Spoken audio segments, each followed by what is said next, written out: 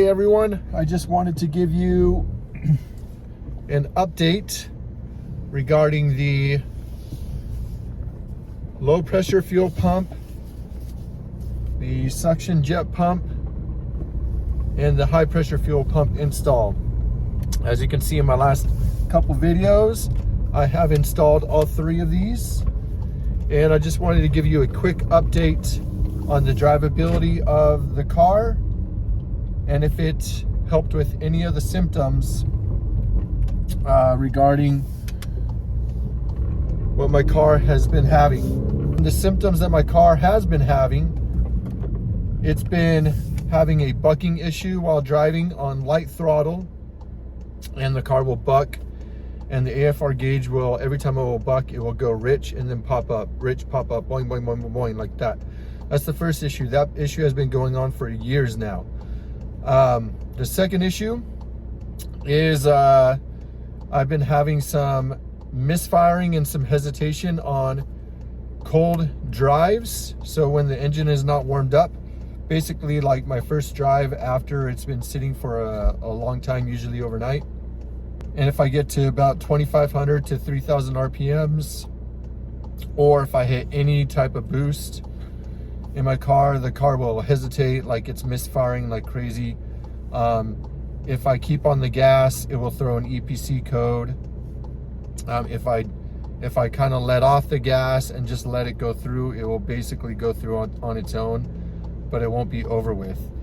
To remedy this issue, I usually just restart the car, turn it off and turn it on real quick, and that will remedy the issue. And then throughout the whole rest of the day, it will not do this issue. The third issue has been my fuel mileage. It was dropping like crazy, and so didn't know about that. My fourth issue was I was having pump fill up problems. So the gas tank, even though I needed probably about 10 plus gallons in my gas tank, it would stop pumping at like 7.5 to 8 gallons. The fifth issue was that the car was having a hard time starting. You know, it's usually when I would go shopping or something like that and I would come back to my car. This is after the car has been warmed up and everything and it's at proper temperature for the oil. I would go shopping, I would come back and I would restart my car, and it would crank over just fine, but it would struggle staying started unless I gave it some gas. And the sixth issue was the fuel odor. Those fuel odors were all from inside the cabin. Mostly when I would turn on the air conditioning, I would smell it through the vents, and just didn't smell right. There were no fuel odors inside the engine bay area. It was just inside the cabin. And I could smell the exhaust also outside of the car was a little stronger than normal. So those were the 6 symptoms that my car has been having. So let's talk about if any of these symptoms have been remedied with the low pressure fuel pump, the suction jet pump, and the high pressure fuel pump installs.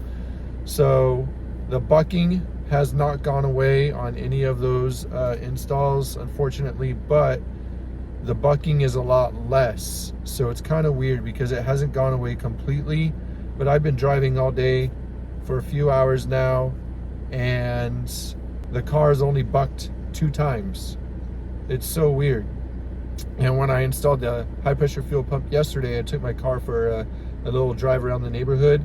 I plugged in my purge valve, also known as the N80 valve on this car and other cars. And the car did not buck one single time, where before I installed the high pressure fuel pump and after I installed the low pressure fuel pump and suction jet pump, I plugged the N80 valve in and the car bucked immediately. So it's kind of weird because the car has been bucking a lot less. Like I said, I've been driving for a couple hours today and it's only bucked twice. But I feel like the install of the high pressure fuel pump has improved the bucking. It just hasn't remedied the whole situation. which kind of sucks. So it's improved it, but not entirely. As far as the fuel odors, I no longer have any fuel odors, and those went away after I installed the low pressure fuel pump and the suction jet pump. The gas mileage has gone up a couple miles per gallon, so that's really good. So that's been improved.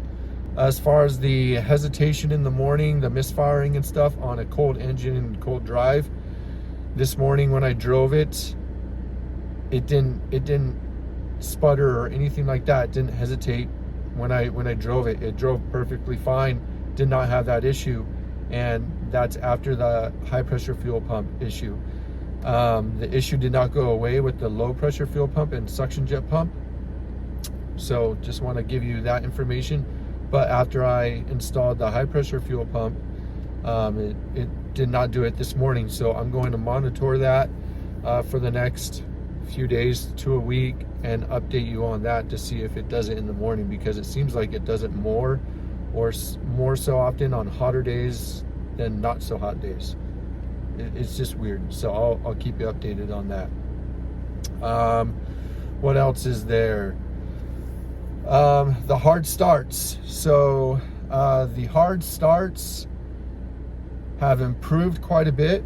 They did not improve at all with the low pressure fuel pump and suction jet pump install, but after the high pressure fuel pump install, it improved probably 90%. You know, I've been monitoring that. You know, it's improved, but it's not completely gone. So it's just odd in that way that it's improved but not completely gone. And the last thing is the fuel pumping issues. That has been remedied with the low pressure fuel pump and the suction jet pump install. I'm assuming that's more related to the install of the suction jet pump, because that issue seems to be related to a suction jet pump issue. But a new low pressure fuel pump could have also improved that situation, but I'm going to give that one to the suction jet pump.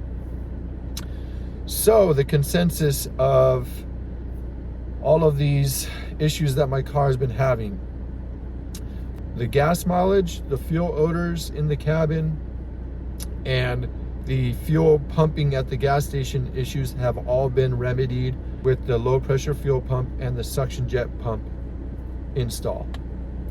As far as the high pressure fuel pump install is concerned, the consensus on that is the bucking issue has been improved. The cold drives in the morning with a cold engine and the stuttering and the hesitation and the sputtering that used to give has been improved. The fuel mileage has been improved. I'm going to relate that with the last one as well. And the hard starts with an engine up to temperature in the oil, and been driving and going to stop the car, turning it off, going shopping and coming back in 5, 10, 15 minutes and restarting it. That has been improved, but nothing has been resolved with a high pressure fuel pump install. So that's the consensus on all of that. Like I said, the car still has some issues, but it's doing a lot better as far as drivability is concerned. And so now it's just a matter of time. Maybe I'm gonna have to take my car to a shop to get them to diagnose it, because I just don't know what else could be causing all of these little things. If they're not completely gone and they're still there, then they're still an issue to me. Even though they've been improved with the low pressure fuel pump, suction jet pump, and the high pressure fuel pump installs, if they still are having these issues, no matter if they've been resolved a little bit or not, it's still an issue for the car that needs to be checked out. So I might have to one day just take it into a shop and see what they say. The weird thing is some people might say it's my injectors, but those have been replaced about a year and a half ago, with brand new OEM ones and resealed and everything.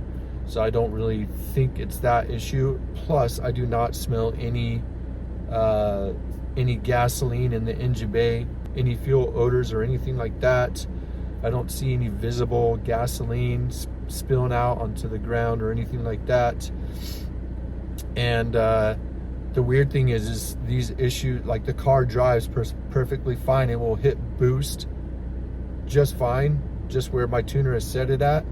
AFRs look great when I'm on watt, so all of that looks fine. And if an injector was having an issue, I would assume none of that would be working correctly. So it's just weird. So that's where the car is at right now. That's the update right now, and I will report back on this situation if I find anything else out. If you have any advice to give me, go ahead and write it in the comments. You can also send me a message on Instagram at Jason's Own World. Thank you for all of you who have stuck around and supported me with this issue and on my channel. Thanks for all your likes and your dislikes and your comments. And to all of you who are new subscribers, welcome to the channel. I appreciate that. Like I said, until I figure out another thing, or if I hear something from someone, then I'll report back with that. But until the next video, peace.